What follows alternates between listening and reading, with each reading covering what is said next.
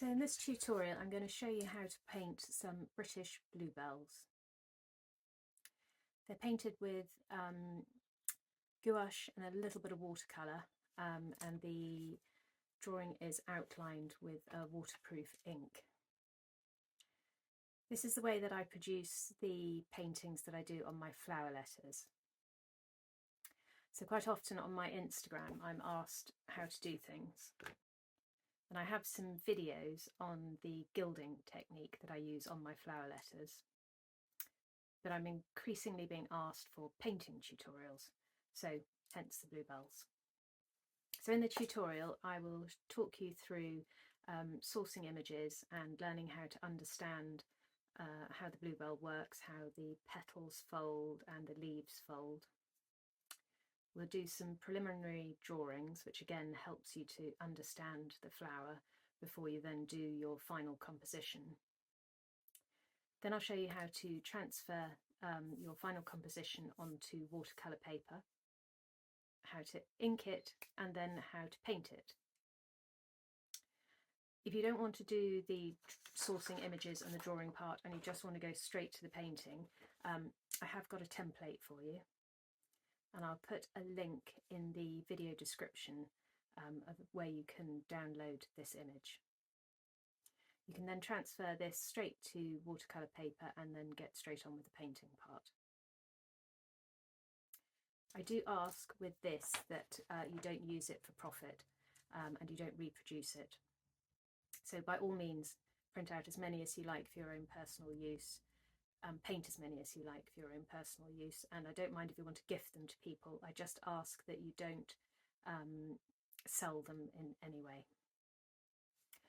I'll put a link to tools and materials that I use in the video, again in the video description. Obviously I'm in the UK, so some of the links might not work for you, or you might not be able to find exactly the same thing, but I'm sure you'll be able to Google it and find something similar. You don't have to use exactly the same tools and materials as I'm using. Really, it's just showing you how I do it, the process that I go through. It's quite a long video, so you might want to save it so that you can watch a bit of it and then come back to it again later. So put the kettle on, make a cup of tea, and let's get started. So if you haven't got any bluebells to hand, you're going to need some reference images. So I just go to Google, put in bluebells, and click images, and then go through and find ones which sort of show you how the bluebell works. So we're not going to directly copy anybody else's images, but for instance this one, I'm going to take a screenshot of it. I don't know if I can make it bigger so you can see. But this gives us a good idea of how these little bits come off the stem and how the bluebell is arranged and sort of how it works sort of botanically. So go through and find some images. Also going to help you with colour when it comes to painting. Find some images that you like. Take screenshots. Some which show how the ends of the bluebell curl up, so the more examples of that you have, the better. And then I also find it useful to put in botanical illustrations into the search. And again, we're not going to copy anybody's directly, but this sort of helps us to see how the structure of the bluebell is. So this one is by Lizzie Harper. Lizzie's worth following on Instagram. She does beautiful botanical work, but they're sort of proper scientific drawings. So you can see in this one she's included the bulb, but how the leaves come out from the bulb and where the stem comes out. And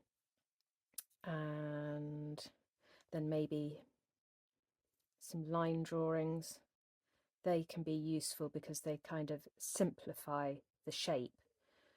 Sometimes when you've got all the colours in, it's kind of hard to see the flower properly, but a line drawing can make it simpler. So go through and take all of those and save them to your camera roll. So once you've got them in your camera roll, you can either use these and just scroll through to do your preliminary drawings, or you can do what I've done and put them into something like Procreate, so you've got all of your reference images on one page. If you're familiar with Procreate, I'm sure you know how to do this. If you're not, then just use the camera roll. But I go there, add, insert a photo, add the photo from my camera roll, and then until I've got one page which I can then just use, and I can zoom in on, and I can use as my reference. So I'm going to prop that up in front of me and then get out just some scrap paper, any paper will do, and we're just going to do some preliminary drawings. So don't be too precious about these preliminary drawings. These are really just so that you can get a feel for what the flower's like, so you can make them as rough as you like. So I'm sort of looking at that bluebell there and how it works, and it's got this bit that curls up, so I'm going to take that line across the bottom there and then curl that around, another line there, and then that's that little bit, and then this joins up and then comes up to the top, and then there's a bit coming down the side.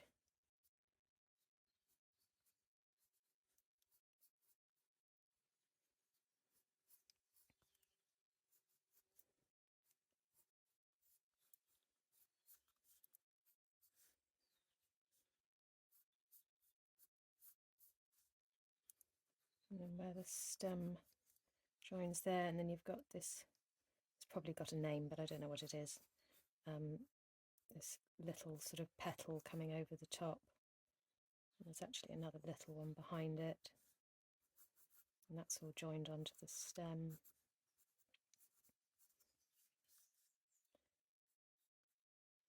Sometimes it can be a little bit hard to get your head around the curls, and that's why doing something like this really helps when you come to put together your composition.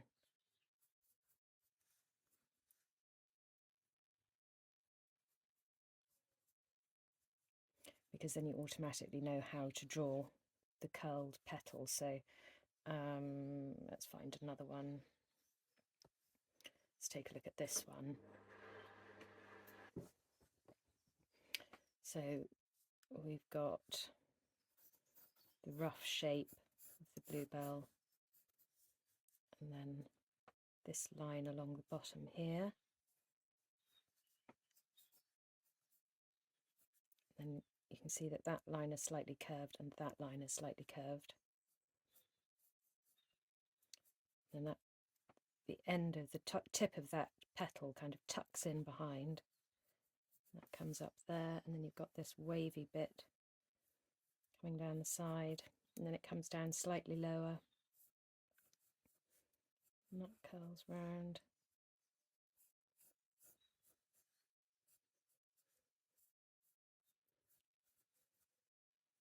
And then this line kind of ends there. This one carries on like that, and then you've got a sort of slightly angled straight bit, and the very tip actually curls up as well. So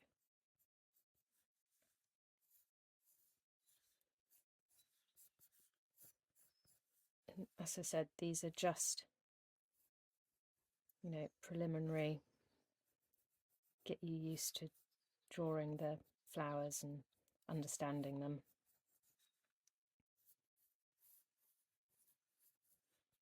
Nobody's going to see them except you.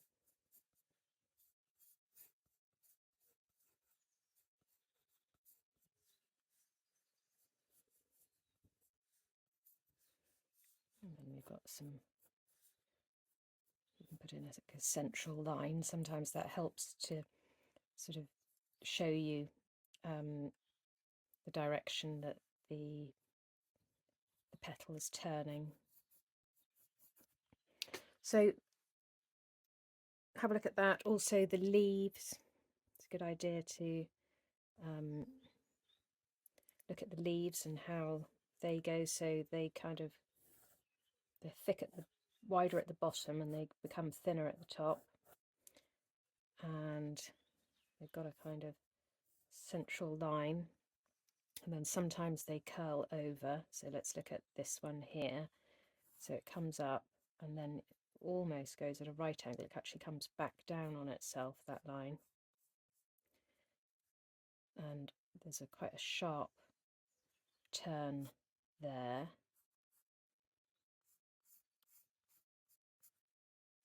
And then I'm just going to, I think this one actually curls over, but for simplicity's sake I'm just going to make it thinner there, and then you can see where that line comes down, thickening out at the bottom. And again, if you put in your central line, it helps to see, it helps to make it more 3D so you can understand it. Another useful trick, if you want to add some more curled leaves, is you can draw a figure of 8 and then draw a line up one side, and then you can use that shape. So this will be the bottom of the leaf and it's coming up, and I'm going to draw over that one for this, and then you've got your thinner bit there, it's coming down and joining, and then that makes up the rest. So you've got a nicely curled leaf. So the figure of 8 is really just there to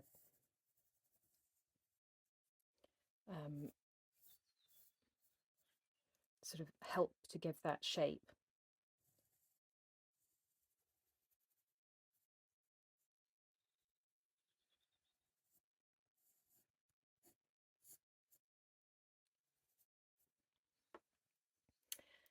So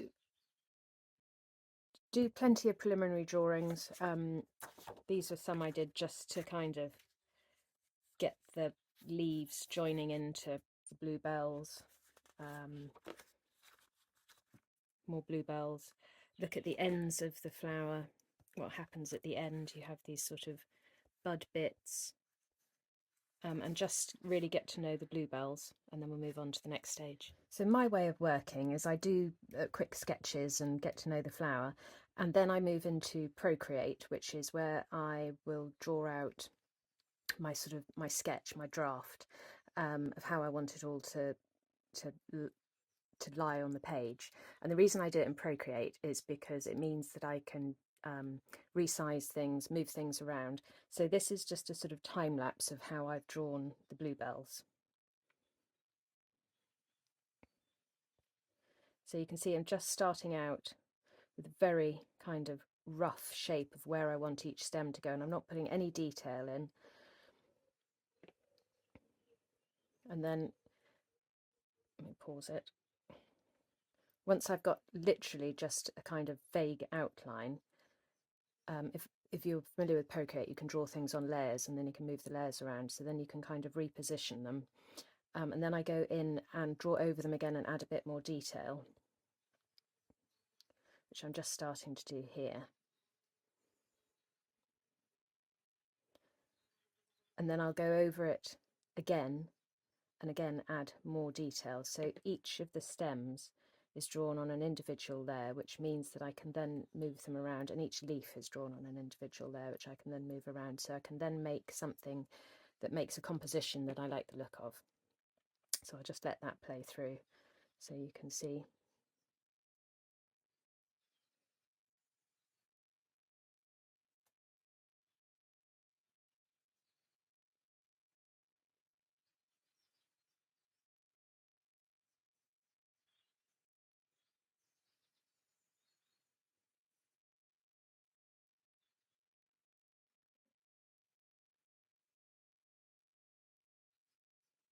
So you can see I've got the kind of ghost image behind.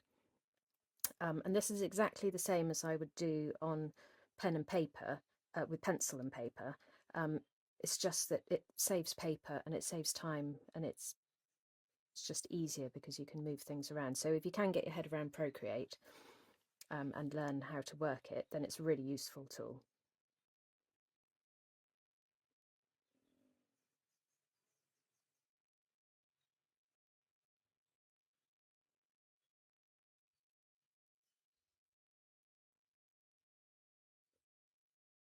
So there we have it, the final composition. So if you're doing it with pencil and paper, it's just the same. I just find it a little bit more of a faff, but you very lightly sketch out your design and where you want things to go, and rub bits out and move bits around. And then I would take some tracing paper and lay it over, and then go into each one and just add a bit more detail to it, so that it all makes sense for you, and you know kind of which bit is where. And then once you've got your drawing, you can turn it over and with a pencil scribble on the back. I'm just showing you quickly, and then put your watercolour paper down, position it how you'd like, and then you just draw back over on this side, and then that will leave you with an image which we can then use to start painting. So now we need to transfer our image. I've just printed mine out onto our watercolour paper. If you're doing it with the tracing paper method, you obviously do what I did here and draw out the whole thing, scribble on the back, and then get your watercolour paper, place it where you want it on the page and draw back over, and it'll leave you with that kind of ghost image. But I do mine on a light pad because I find it just simplifies things. So this is the paper that I mainly use. It's watercolour paper, hot pressed, smooth, 300 GSM, and I just find it's a really nice, reasonably priced, good paper. So there are more expensive papers that you can get, and I've tried those and used those, and they're fine, but actually I prefer this one. So if you're doing it the other way, feel free to skip through this, but what I'm going to do is just tape that down and then turn on my light pad. Oh, always go one more than I need. 1, 2, 3, 4, 5, 6, and then 7 turns it off. And then I can place my paper down, and you should be able to see the image coming through. Now I know I've centered the sketch in the middle of the page, so if I line this up, then I know it's in the right place. And then take some painter's tape, and I stick it to my hand first because I don't want it to be so sticky that when I pull it off it tears my paper. So you can just do that a couple of times just so it holds it in place, but it's not stuck so hard to the paper that it's going to tear it. And then take a pencil, and for this I'm using Pentel mechanical pencil, 0.5mm lead, and I'm very lightly, so you really don't want to press hard because you don't want your pencil lines to show through on your watercolour. I'm going to go over and just trace the design onto my watercolour paper.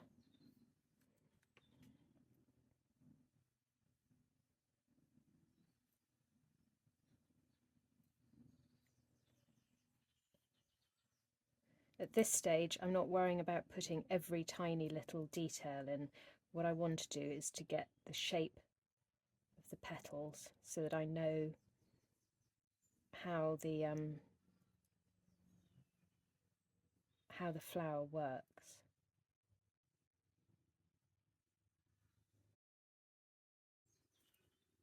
And also which bit is in front of which and things like that.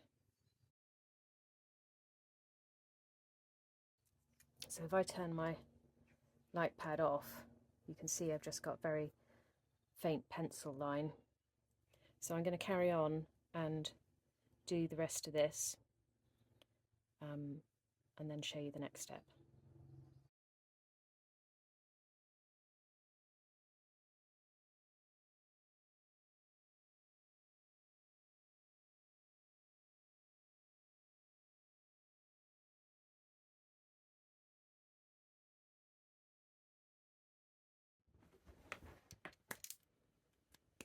So I started filming and I had it in time lapse, so you wouldn't have been able to hear what I was saying. So I have started inking, but what I'm using is a Winsor & Newton fine liner. It's a 0.3 and it's waterproof. I don't think it says when you go to buy them that they're waterproof, but these ones are. And if you are going to be doing drawings this way, where you're outlining before you paint, you have to make sure it's waterproof or it's all going to bleed into the paint. So I'm going around and just carefully going over my pencil lines. I don't always do a solid line, sometimes I break it up, just sort of adds a little bit of interest. And really take your time and go carefully, because if you muck up in the inking stage, then you kind of have to go back to the tracing stage. Because these are quite complicated with all the little curls in the ends of the petals, I'm keeping my reference drawing to hand. So this bit here, it just looks like a bit of a muddle, but I'll be able to make sense of it and work out what goes where if I keep my reference image and compare from one to the other.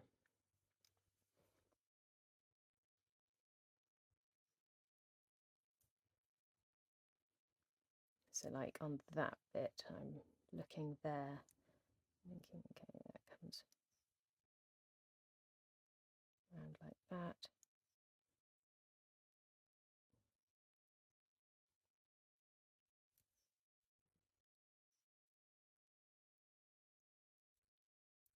So I'm going to go and ink the whole thing and then show you the next bit.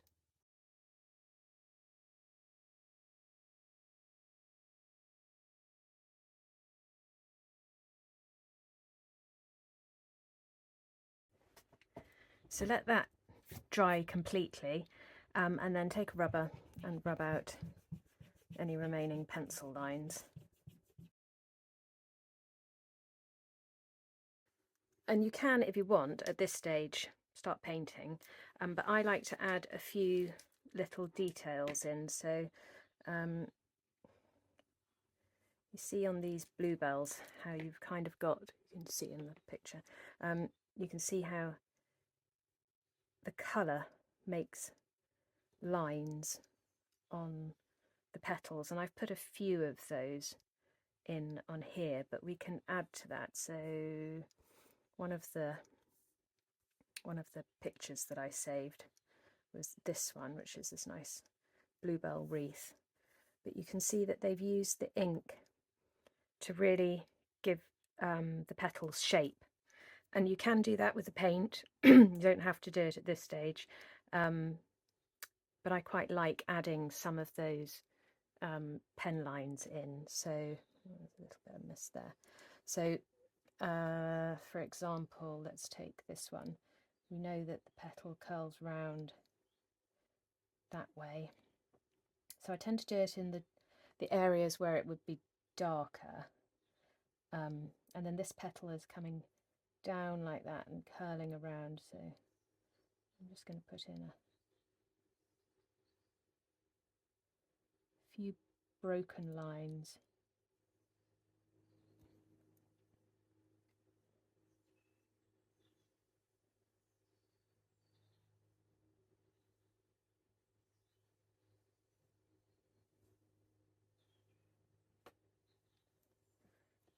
Like that, and I'll show you again on this one. So maybe make a central line up the petal which goes all the way, and then just in the darker areas add a few little broken lines.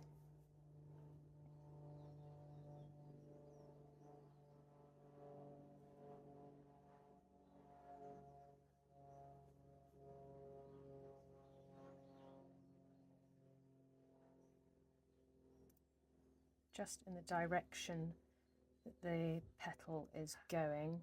And then we've got these little bits, which we can see on that one, it does have a kind of central line, so you could just do a few broken lines on those,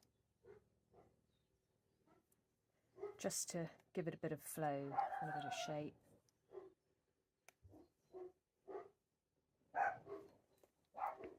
And again on the leaves, so if we look at Lizzie Harper's lovely one here, you can see she's got a central line going up the middle, but then with her paint she's made more lines.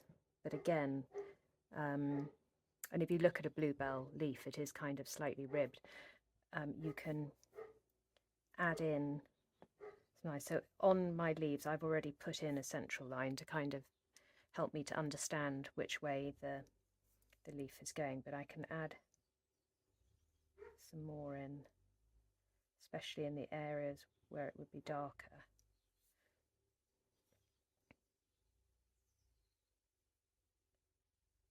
And these are all going to run parallel to your central line.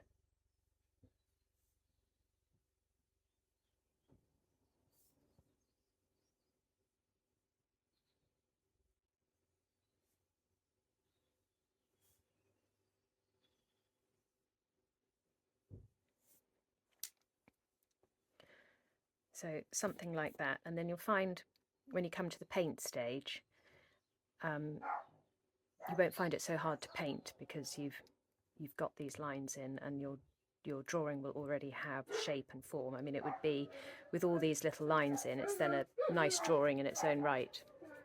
So I'm going to carry on and do that over the whole drawing, and then we'll be ready for the painting stage.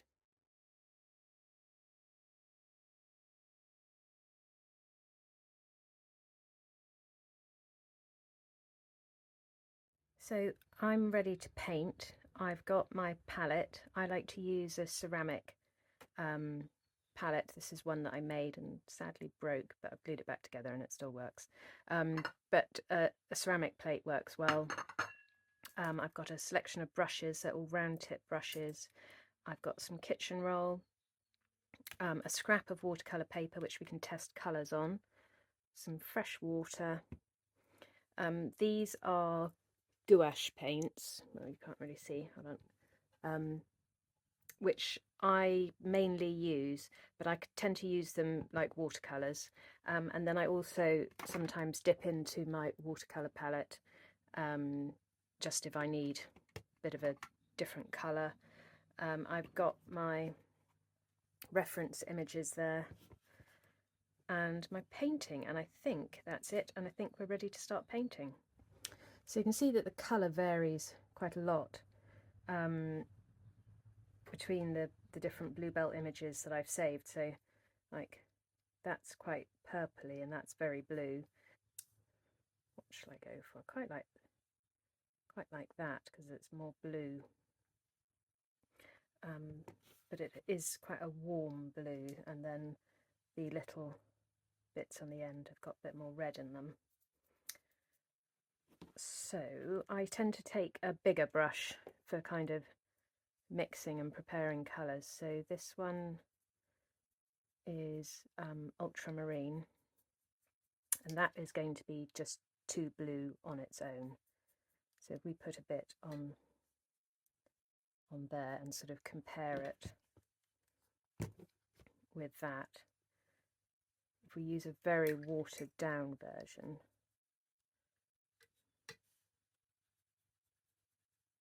then it does kind of match some of the really pale areas. So what I might start with is with a very washed out layer of ultramarine. So I tend to do the lightest areas first and just get a wash of colour over all the areas that are going to be that colour. I find doing that just kind of gets me going, and it can be a bit scary starting a painting and putting that first bit of colour on, and you're worried you're going to muck it up. But if you start off with the very palest colour, you can't really go wrong. So I'm putting a bit of colour on and then washing my brush in my clean water and dabbing it on my kitchen roll like that, and then I'm just dragging the colour out so it's really pale.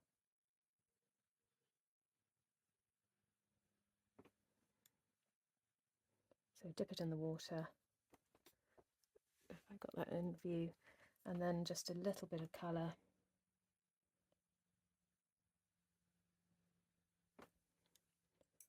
Wash it, dry it a bit, and then drag it out.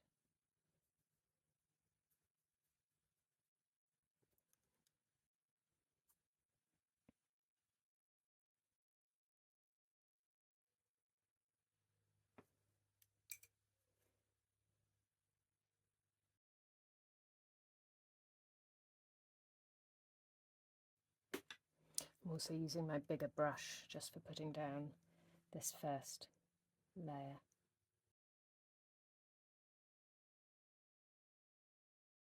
So I'll go round and add this wash to all of the petals.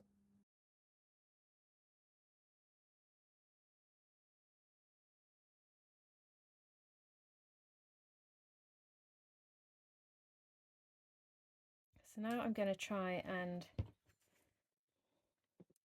mix up something for the darker areas, like this bit here and this bit that's in the shade there.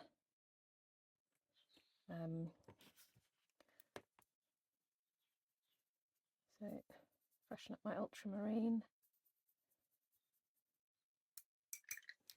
and I'm going to add a bit of alizarin crimson into that, which I think has just gone too purple. So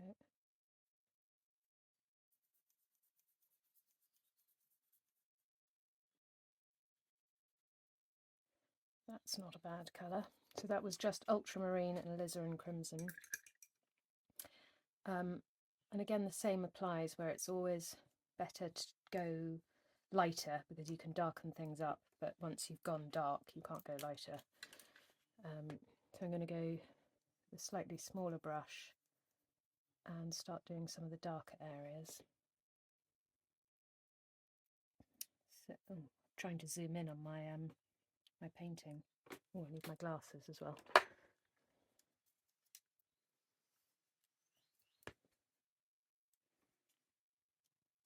So it's a bit darker in here, and it's going to be darker underneath that bit where the tip of the petal comes over. And I'm just going to sweep the brush up gently so I haven't got a straight line across there, and then I've washed my brush and wiped off the excess water on my paper towel, and then I just softened those lines, and then it's a bit darker there. So again, sort of jaggedy edge, get rid of the excess water and soften that out. And then I want to leave areas of that very light blue, because that's what is helping to give the petals some shape. So it's going to have probably a darker line up there where that petal overlaps.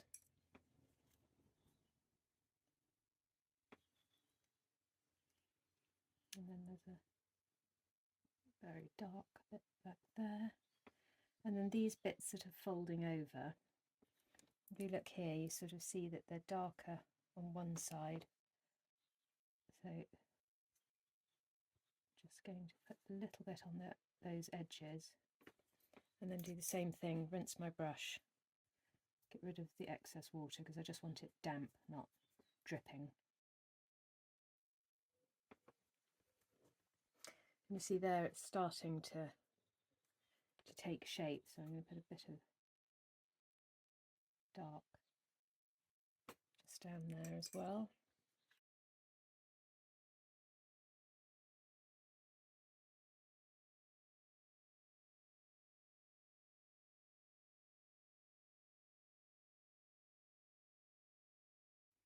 And then this one here is kind of at the back, so that one's really dark.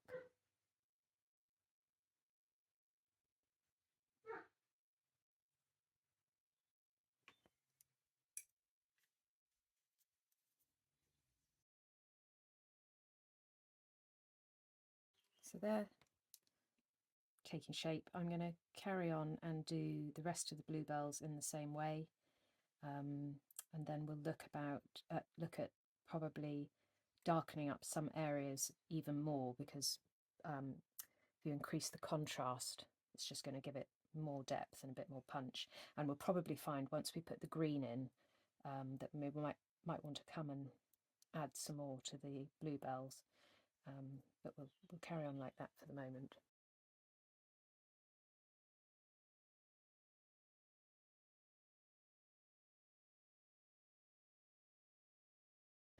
I just realised the red that I'm using isn't actually alizarin crimson, it's permanent rose.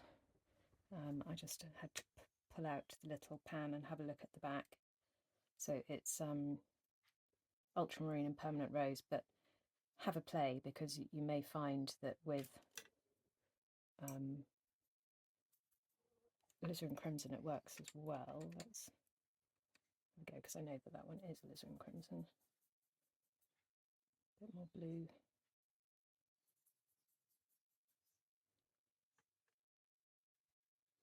See, it's very similar. Doesn't have to be exactly what I'm using.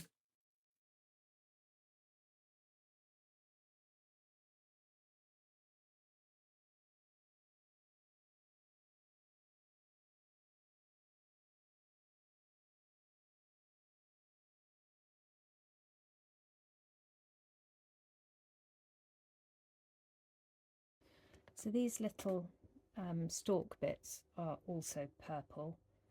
I need to mix a bit more colour with my bigger brush.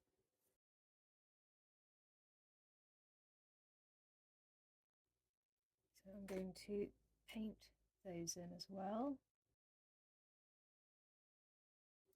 And I'm going to do these in thin wash, because they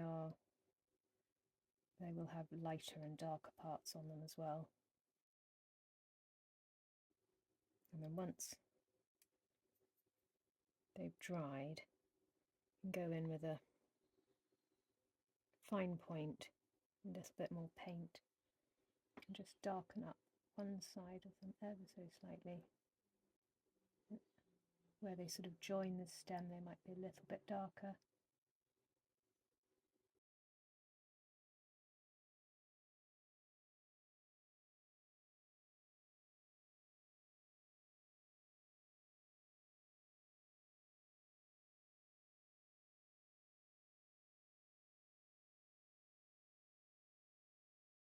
Now, we definitely still need a bit more contrast in the bluebells, but I'm going to put a first wash onto the green and see how it all looks together.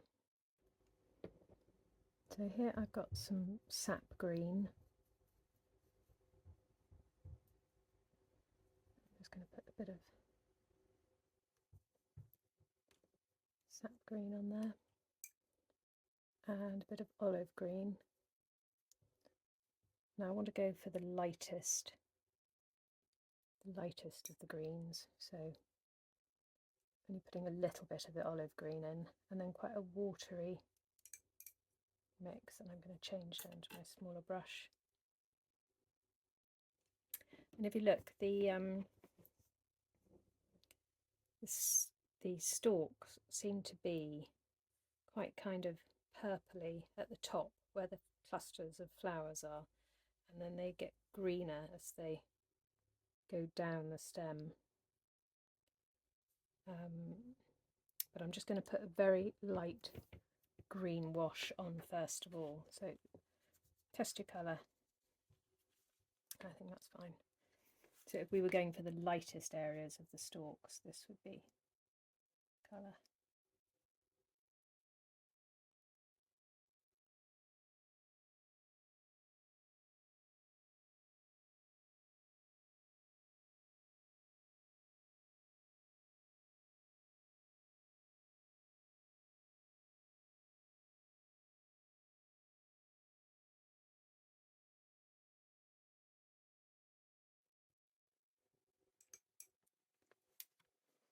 and then with my bigger brush just do the same on the leaves. Obviously be careful not to put your hand in wet paint.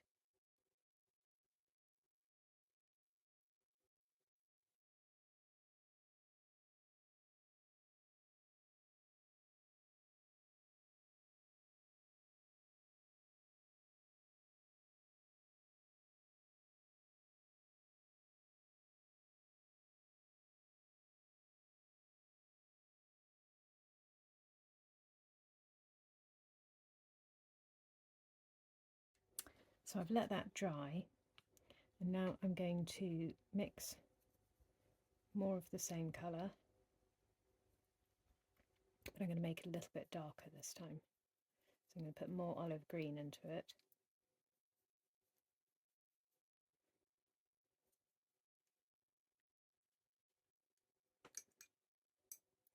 And I'm going to go into the areas on the stalk that are darker, but I'm going to leave the top bit for the moment because I'm going to put a little bit of the purple in and try and get the purple going into the green. But down here where the stems are overlapped by the leaves, that's going to be darker, and then this stem is coming behind that one.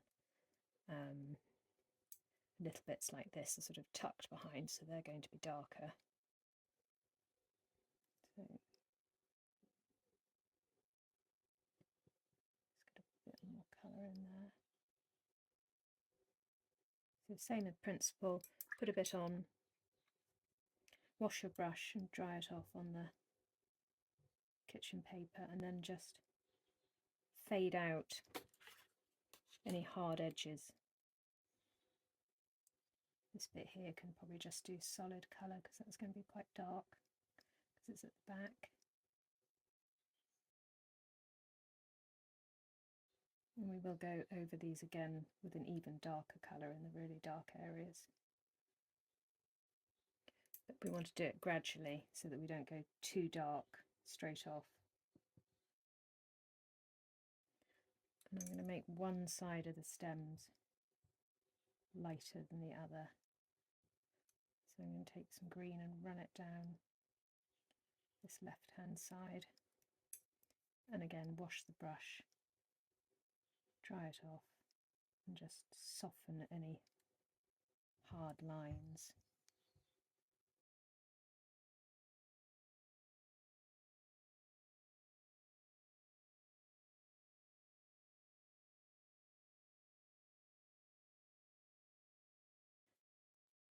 So because we've made that side of the stem darker, it means that the light is coming from this direction. So with your leaves, think about where the light's going to hit them. So this bit is at the back, so that's going to be a dark bit.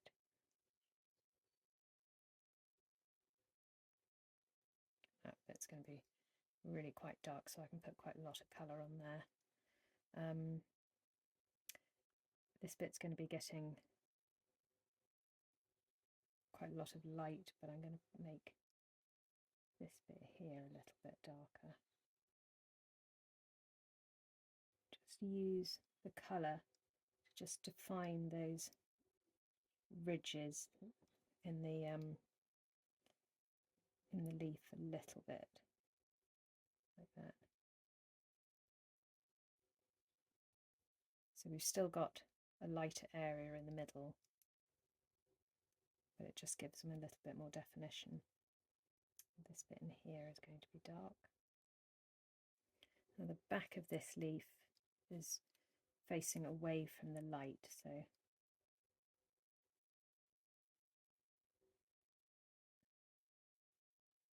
I'm going to make it dark on this side and then getting lighter as it comes up.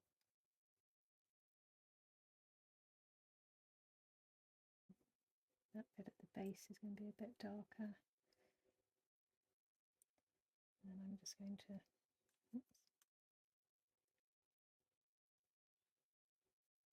where it curls over, just going to put a little bit of a darker colour in there and then draw these lines down from it to give the leaf a bit of texture. Again, this bit in here is going to be quite dark. I'm going to soften that, and then when I come back in again with the next layer, I can put those lines in there. And this leaf is kind of behind this one, so again this base bit is going to be dark.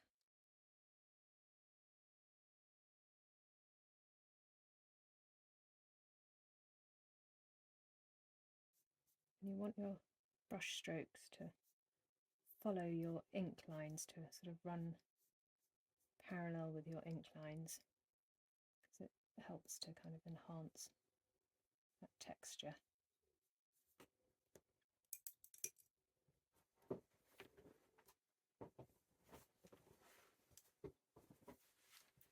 And now I'm going to take a bit of the purple colour, but again quite a thin wash, and I'm going to add a bit of purple over the green.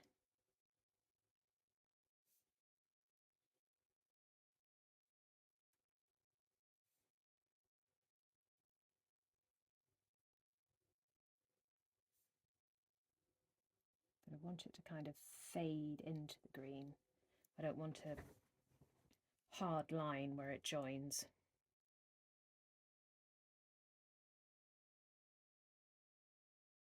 So they've gone a little bit grey, but I'll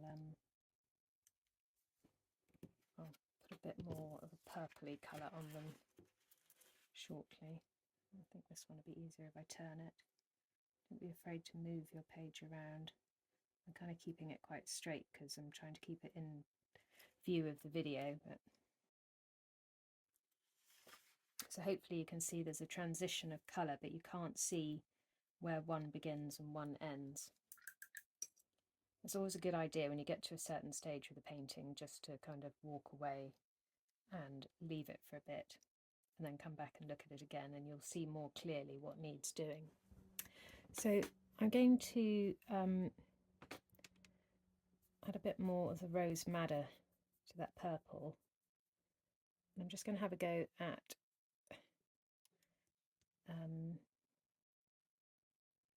making these stalks look a little more purpley, a little less grey. Just putting a little bit on, so it's kind of a wash over the top. I think that looks a bit better. You can see the difference between that and that. So it's a really thin wash, but just warms up those stalks a little bit.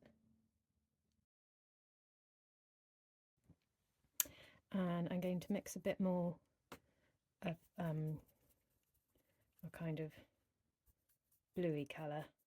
I'm going to make a darker version of it and go into the really dark areas. I want to keep that warmth to it though, so I make sure I've got some rose madder in there. And then I'm going to use a bit of Payne's Grey. So Payne's Grey is something I like to use as sort of an alternative to black. So it does look quite grey, but it's actually quite a blue colour, and I think that that will work.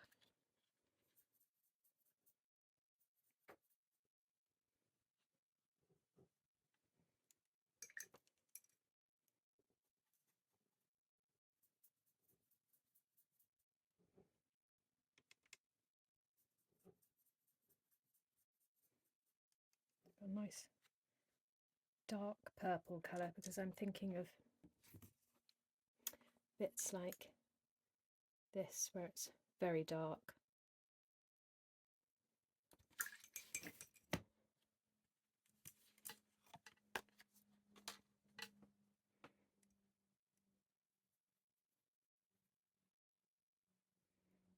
And I'm just going to go in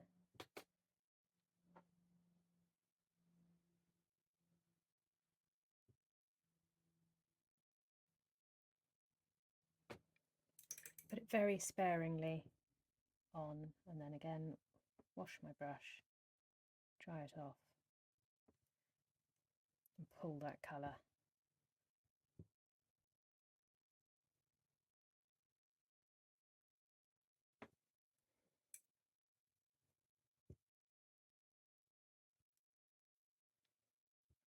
And then on the bluebells themselves, just the areas which are darkest, a little bit of that in.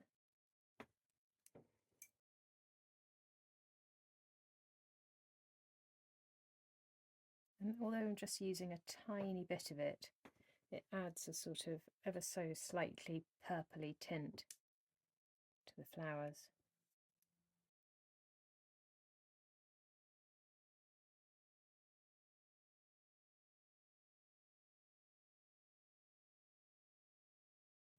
Over the edge a little bit there, so I can tear off a little bit of my kitchen roll, clean my brush, and just wet that area, and then gently press it with the kitchen roll, and it should pick up a bit of colour. Just be careful not to rub your paper, because otherwise you'll sort of lift the surface of it, and you'll end up with a little rough patch.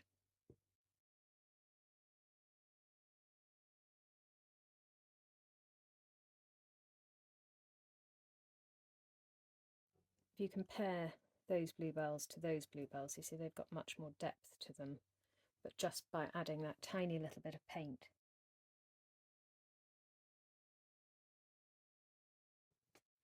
So on a few of my bluebells I've left little bits of stamens poking out the bottom, and I'm pretty sure on British bluebells that those are white. So what I might do is just take a, when I come to those, just take a tiny bit of the Payne's grey and just put a little bit in where the darker areas would be, where the shadows would fall on them, just so that they don't look like I've just missed them.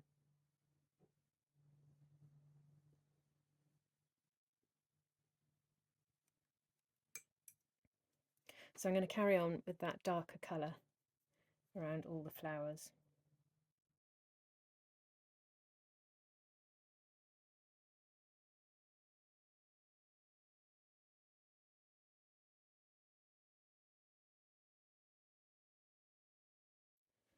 So I'm going to work on darkening up the greens now.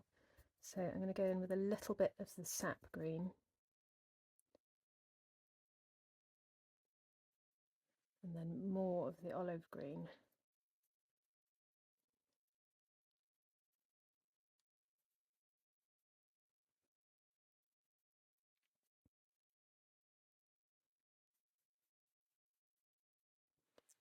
With my bracelet with the other hand.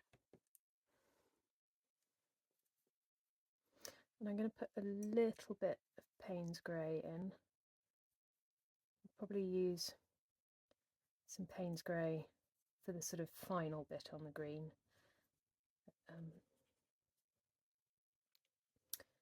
Just put a bit in for now. And then I might use my smaller brush on the stems. Not using that one, I could get rid of that one.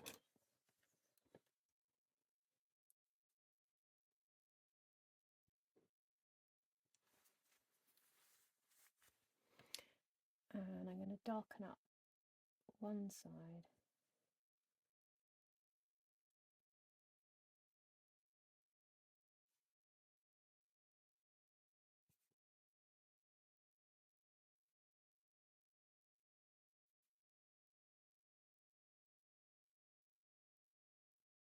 And any areas that are kind of behind something, make them a bit darker.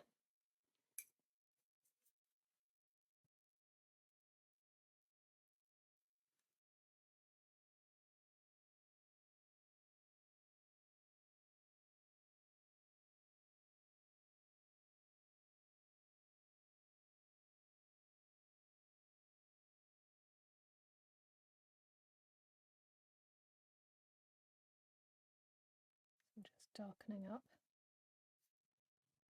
that side of the stem.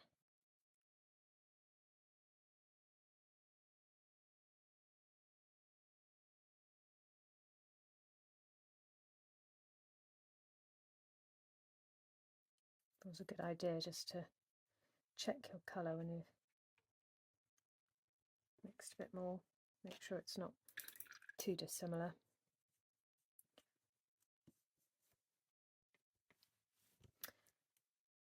And which brush shall I go for? Let's go for the smaller one.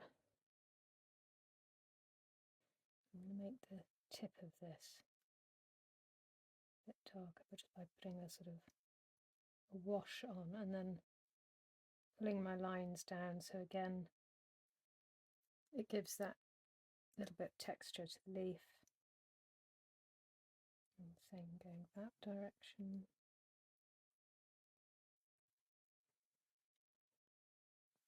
And you can see suddenly this leaf has got a bit more definition to it than the others. And if you're not sure, you can go a bit lighter than this and then have a look at it, and if you want to, when it's dry, you can add another layer on top. It's the nice thing about using watercolour and gouache.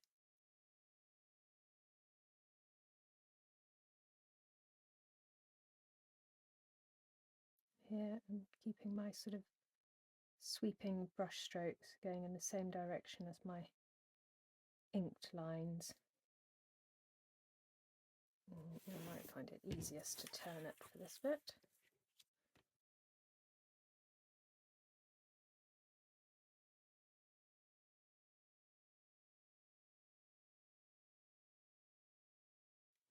Now I think that needs to be a little bit darker, but because that's wet, I'm not going to now put more paint on top of it until it's dry, because otherwise I'm going to end up with bloom marks. So I'm going to leave that a little bit to dry before I put a bit more on. And we're very nearly there. If you want to, you could bring a few of those lines further down. And I might do the same on this leaf here. And I'll let that dry completely, and then I'm going to come in with some Payne's grey just into these really dark areas just for the final touches. So these should be the last few bits. I'm going to take more Payne's grey, just sort of put it on the edge of the colour that I had, so it has got a little bit of the green in it.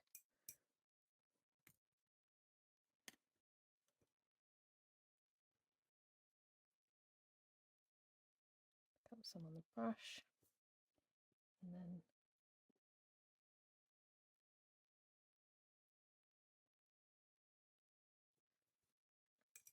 let's put a touch in these darkest of areas.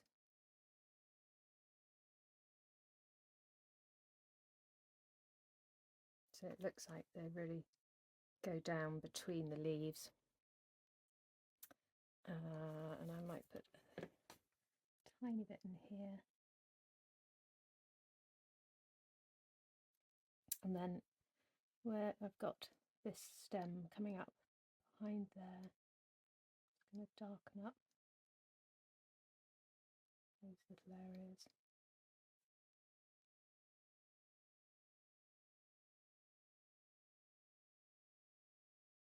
And I think that's done. You can always walk away from it for a while, come back and have a look at it. Another tip that I have for any drawing or painting that you do is to go and hold it up to a mirror, because it makes you look at it differently. So you can either hold it up to a mirror or take a photograph of it and flip the photograph over, so that you're looking at it with kind of fresh eyes. And sometimes even just photographing something will help you see which areas need work. So I'm going to sit with it for a bit, but I think that it's finished. So I hope you've enjoyed the video and you managed to follow along reasonably easily. Hopefully you have something like this or your own version of it that you like and hopefully you're proud of. I'd love to see what you've created. If you want to share it with me, the best place to do that is probably Instagram. That's where I can be found most often. and my handle is theodora.gould. If you've enjoyed the video, then please hit the like button. It really helps my YouTube channel and helps my videos get shown to more people. And if you want to know next time I upload a video, then hit the subscribe button and YouTube will send you an alert. If there's anything in particular that you would like a tutorial on in the future, anything that you've seen that I've done on Instagram, then please do let me know and I will add it to my list of things to do in the future. Thanks for watching and I'll see you next time.